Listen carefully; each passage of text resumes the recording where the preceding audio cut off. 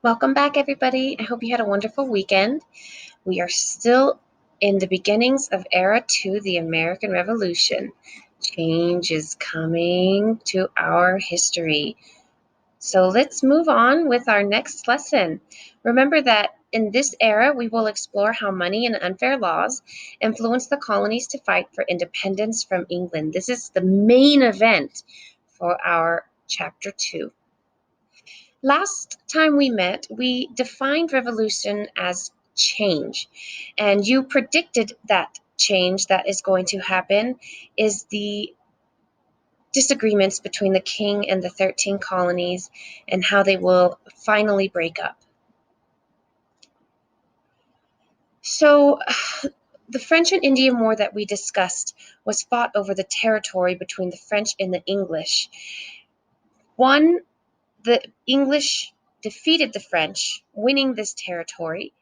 Two, they had the proclamation line of 1763, where the king did not allow the colonists to cross into this new territory, which was why the colonists and the king were disagreeing.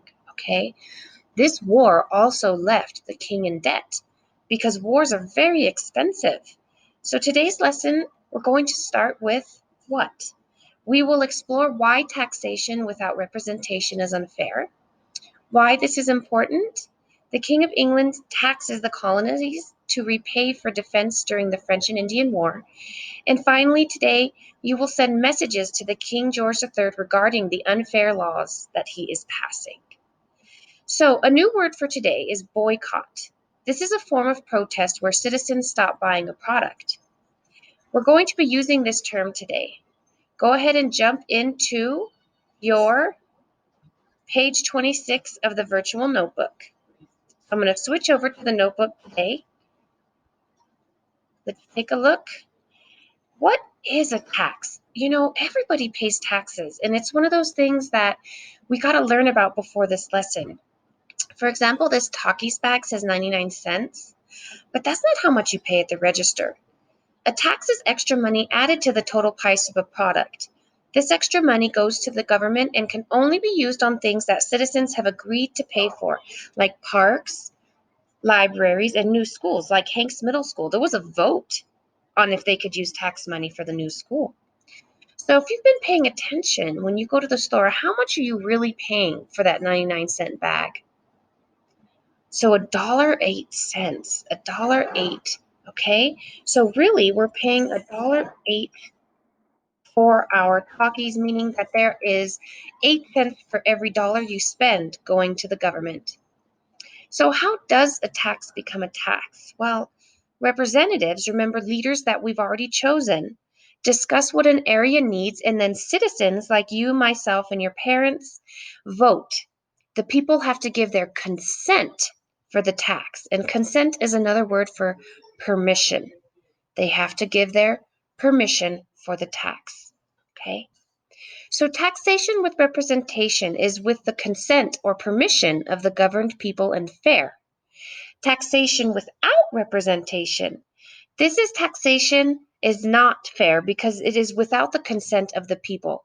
So, for example, if the government decided to just spend the money on whatever it wanted, there would be a lot of protest.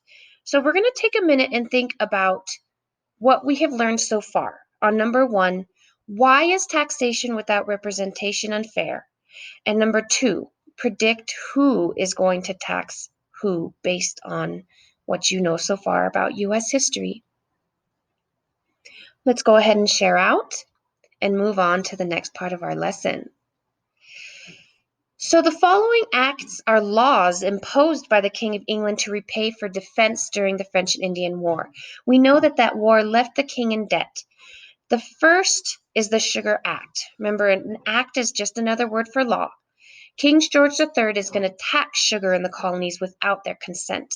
And sugar at this time is very, very popular. It's used in drinks like tea, and it is used in foods.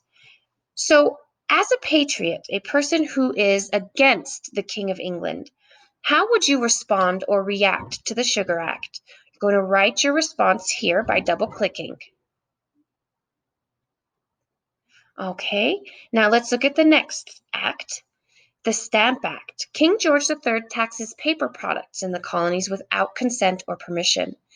Things like newspapers, books, and cards are now more expensive. As a patriot, a person who is against the King of England, how would you respond or react to the Stamp Act? And our final act that causes lots of protest, the Quartering Act. All right, show me the size of a quarter here. It's about this big. King George III places British soldiers in the home of colonists to ensure they follow the laws. Remember, these British soldiers are not good guests. They're there to basically enforce the law. As a patriot, how would you respond to the Quartering Act? And I realize it says Stamp Act. We need to change it. I just made a typo. So what? During these times, boycotts of English products, meaning people no longer buying the products, and protests against the king grow in the colonies. Tensions continue to grow until we see some outrage in Boston tomorrow. Have a wonderful day. We'll see you back tomorrow.